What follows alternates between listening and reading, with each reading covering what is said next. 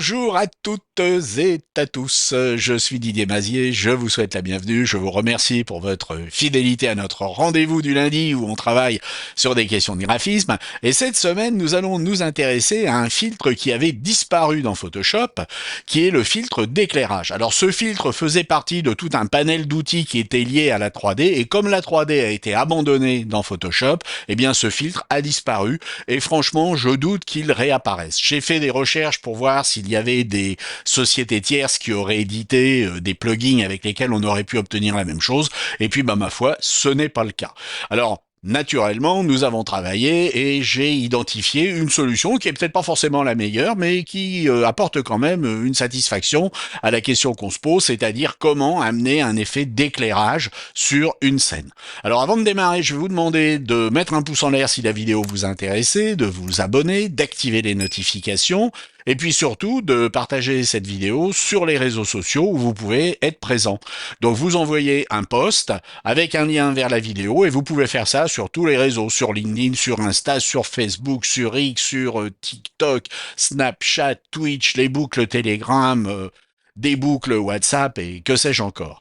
Alors, nous allons travailler ensemble sur le problème que nous venons d'évoquer, mais encore faut-il se mettre au boulot et on va le faire sans plus tarder. Nous allons tout simplement travailler avec un dégradé. Par contre, faites attention à choisir un dégradé dans les dégradés basiques et qui va être un dégradé qui va par exemple aller du blanc vers le noir. Ici, il s'agit d'un noir vers le blanc, mais comme je l'ai inversé, la première étape sera blanche et on ira vers le noir, ce qui m'arrange. Ensuite, vous choisirez un dégradé radial et vous allez tirer votre dégradé à partir du centre où la lumière doit opérer. Et vous voyez que vous avez tiré votre dégradé. Par contre, ne vous inquiétez pas, si vous vous êtes trompé de couleur, si la forme ne va pas, eh bien vous allez pouvoir, nous allons nous en rendre compte dans un instant, modifier tous ces paramètres à volonté. Nous avons donc notre image et nous avons notre effet lumineux créé avec notre dégradé. Eh bien nous allons tout simplement, pour commencer, travailler avec le mode de fusion du calque du dégradé. Je vous conseille d'aller vers lumière tamisée et vous voyez que nous avons un effet d'éclairage au centre et qui s'estompe progressivement vers les bords de l'ellipse. Par contre, il va falloir moduler ce résultat. Notez que lumière tamisée n'est pas la seule solution. Vous pourriez travailler sur incrustation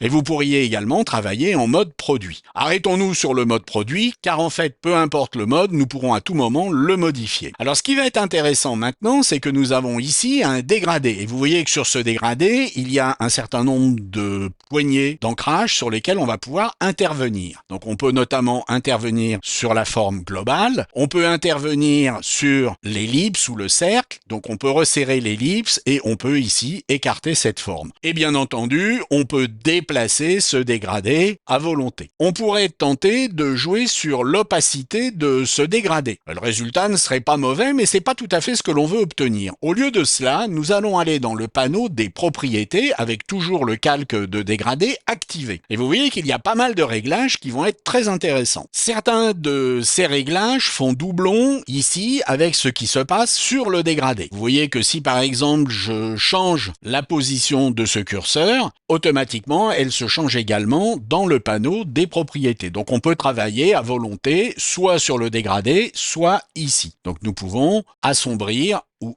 éclaircir notre dégradé. Nous pouvons également resserrer l'étape de base. En resserrant l'étape de base, on va avoir un effet qui va être beaucoup plus resserré. Et puis ensuite, on peut travailler sur les paramètres de l'opacité du dégradé. Et c'est quelque chose de différent de l'opacité générale du calque. Alors on peut cliquer sur ce bouton et on va pouvoir gérer globalement l'opacité de notre dégradé. On peut également sélectionner un point donné et demander à ce que l'opacité du dégradé soit modifiée à cet endroit-là. Vous voyez que j'ai modifié ici l'opacité du dégradé au point d'arrivée. On peut ensuite gérer différents réglages, notamment savoir si on est sur une méthode de perception ou une méthode classique. En méthode classique, on a un effet qui est légèrement différent. Personnellement, je préfère le mode perceptif. Et puis ensuite, eh bien, nous allons travailler sur l'opacité globale de notre dégradé par rapport à notre image. Et vous voyez que j'ai maintenant mon effet de lumière